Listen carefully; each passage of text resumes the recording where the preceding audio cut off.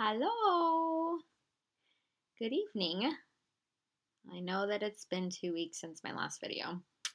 I had every intention of doing one last weekend and then it just didn't happen. Will you forgive me? Yeah, I thought so. Thank you. So, what's happening? The year's starting to wind down, honestly. Here, let me move this so I can get more of myself in here. There we go.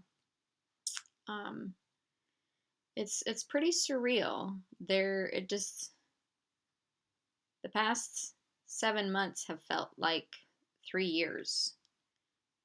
And it's just we've been going at such an accelerated rate. It just feels like this isn't gonna stop because we're going so fast. How could it stop when we're moving this quickly? And so, even though I mentally know that it's gonna end, it just doesn't feel real yet. I know that it will, but it's such a surreal feeling. I don't know how to handle it, but just one day at a time, knowing that the end will come, because it's what happens. Seasons change. So I am. What's today? Today's Thursday. We are leaving Wednesday for Portland, so that means we're 6 days out. Wow, it doesn't feel like it. We had a Portland meeting last night about just to go over logistics and lots of other stuff of what we're gonna do and where we're gonna be and where we're gonna go. We're gonna go. If you don't know the details of that, if you scroll down, I posted a video explaining what we're gonna do, and I really don't. I know we're going to going to encourage leadership in a few different churches and ministries, and helping in a food bank, and stopping by Portland State University to release the love of the Lord there. Um, we're going to be gone for 6 days, and my my team is fabulous, and my oh Lord help me, my bill, not my tuition. The Lord provided all the money for me to go on this trip because He's so good.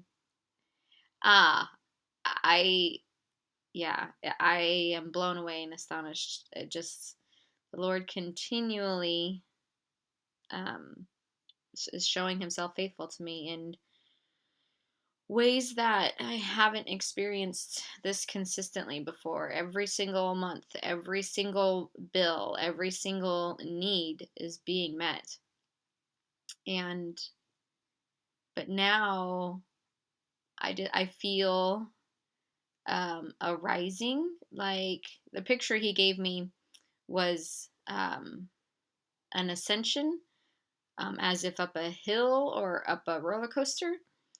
I just feel this break, this change of something happening and something coming. I don't have all the words to articulate it yet. I have some, but I just this feeling in my knower. I know that something's gonna break, something's gonna shift before the end of the year, even within the next week. Yeah, I just feel of a changing gears, of downshifting, of being able of just yeah. So I just release that shift and that change and that upgrade, and I bless you with it right now in the name of the Lord Jesus Christ. That seasons change and seasons come and seasons go, but we're blessed coming in and we're blessed going out.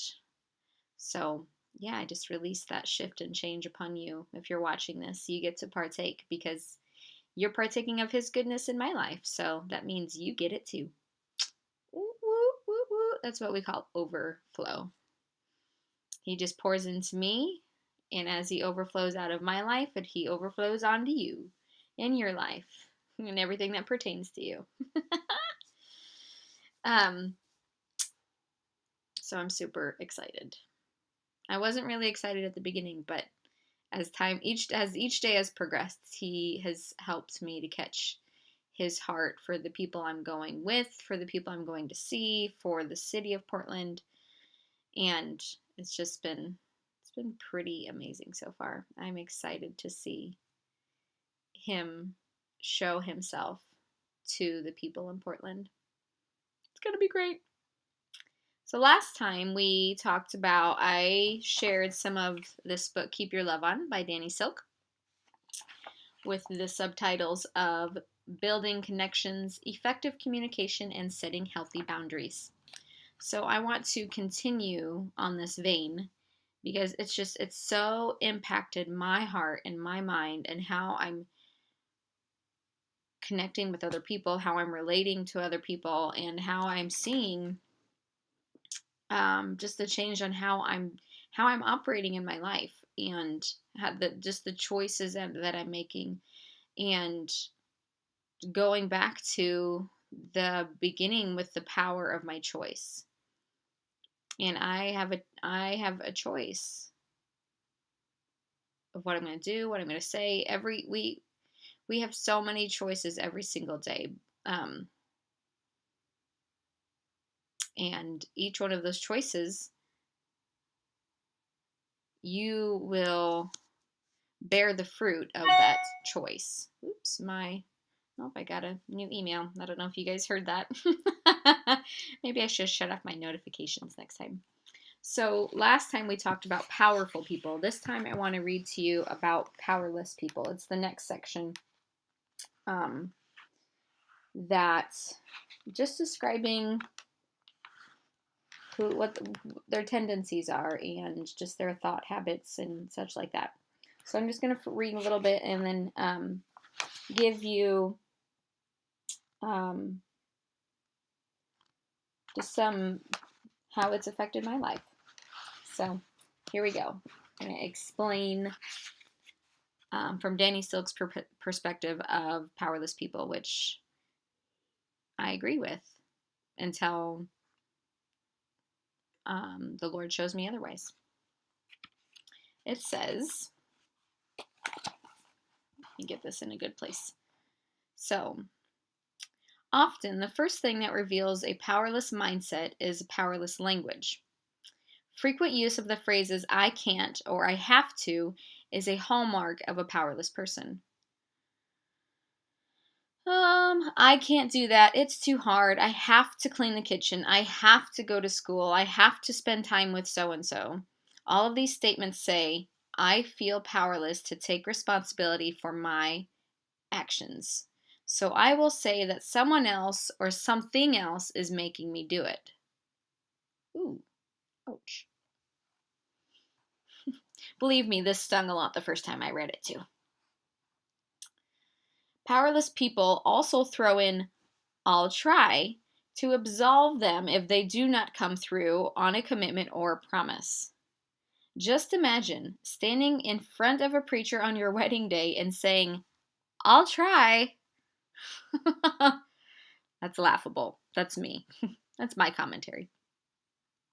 The language is rooted in powerlessness, in the belief that you don't have the power to manage yourself. The defining driving force of a powerless person is anxiety. Life is scary when you're powerless. When you live in a world where you believe most things and most people are more powerful than you. It's scary to feel your life is out of your control. That would feel scary, and I understand. Powerless people have a deep need to suppress and assuage. I even looked this up and I looked this up a while back, but I didn't look it up before I got on this here to make this video. Assuage their abiding fear. Fear of loss, fear of pain, fear of death, fear of abandonment, and more. But because they do not have the power to deal with their fear, their only hope is to persuade other people to do it for them. They need other people to share their power with them because they don't have any of their own. They need other people to protect them, make them happy, and take responsibility for their lives. And the only way they believe they can get people to do this is to try and control and manipulate them. Control can look aggressive like a T-Rex or passive like a lamb, but in either case, the root problem is the same: fear. Powerless people approach relationships as consumers. They're always looking for other people who have the resources of love, happiness, joy, and comfort to offer in the relationship to share with them because they don't have any of their own. They subconsciously, not consciously, subconsciously, remember we talked about that in a previous video if you don't remember. They subconsciously think, you look so happy and I need some of that happy in my life. We should get together so I can consume all of your happy. A powerless person will consume whatever another person will offer up until the life of the once happy, radiant flower has been mown over to dirt. If you don't believe me, talk to anyone who's been in a relationship with a powerless person. They will suck you dry if you let them. It's true. I have a friend who's married to a man with a debilitating victim mentality. She could never do enough and constantly struggled to live up to his impossible expectations. They recently separated because he refuses to take responsibility for his own unhappiness. Since she has been on her own, she is like a flower getting sunshine for the first time. She's sleeping, losing weight, wearing makeup, and doing her hair. Some people do their hair. Her happiness is no longer being consumed by a powerless person. Powerless people often blame their messes they make on other people. The reason their life, marriage, child, finances, job, or whatever is the way it is has nothing to do with their choices. Someone else, their parents, their spouse, their teachers, their society, created the way that they're living. They don't have the power to create their own lives. Powerless people create an anxiety-driven environment wherever they go. At best, these environments have a thin layer of veneer of safety and calm, which cover underlying currents of control and intimidation.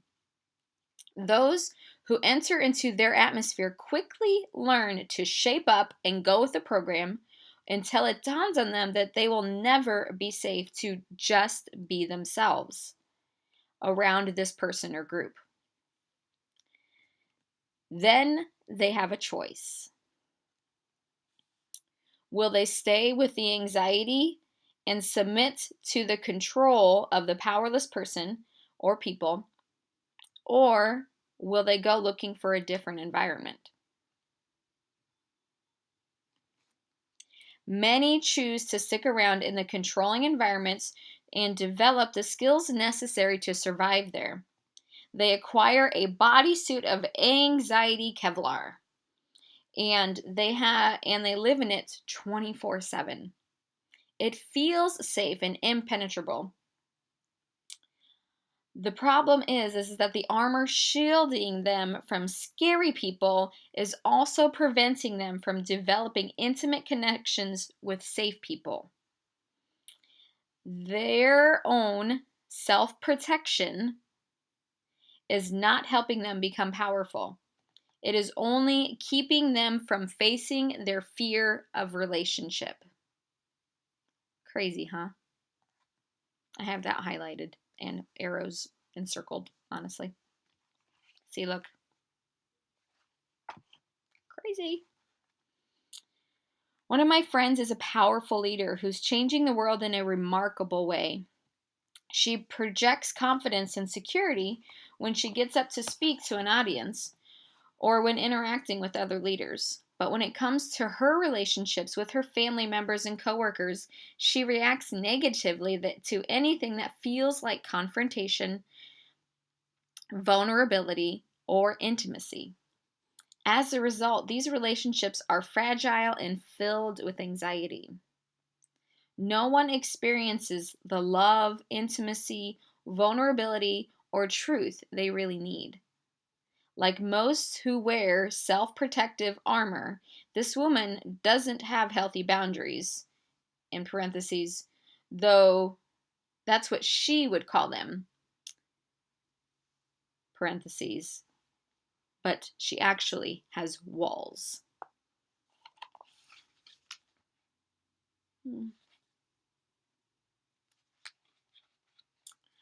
So I learned a lot. I'm still learning that a lot of my life I've been a powerless person. I've given my power away to other people by reacting to how they're treating me. And it's been a host of different ways and forms and relationships and trying to meet my own needs and trying to have other people meet my needs that only God can fill, and a whole list of unhealthy behavior and unhealthy thought patterns and just plain old powerlessness.